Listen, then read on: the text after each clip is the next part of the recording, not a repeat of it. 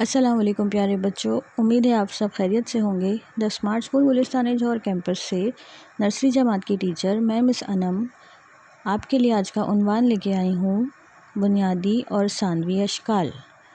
پہلے ہم پڑھیں گے بنیادی اشکال۔ بنیادی اشکال کون سی اشکال ہوتی ہیں؟ دائرہ، دائرہ، دائرہ گول ہوتا ہے۔ چوکور، چوکور، چوکور کے 4 کونے ہوتے ہیں۔ تکون، تکون، تکون کے 3 کونے ہوتے ہیں۔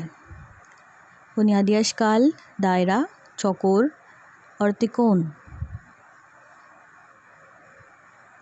اب ہم پڑھیں گے ثانوی اشکال۔ ثانوی اشکال کون سی ہوتی ہیں؟ مستطیل، مستطیل کے 4 کونے ہوتے ہیں لیکن وہ برابر نہیں ہوتے۔ بیضوی، بیضوی، بیضوی گول نہیں ہوتا، اس کی شکل انڈے کی طرح ہوتی ہے۔ ثانوی اشکال مستطیل، بیضوی۔ بنیادی اشکال کون سی ہوتی ہیں؟ دائرہ، چوکور، تکون۔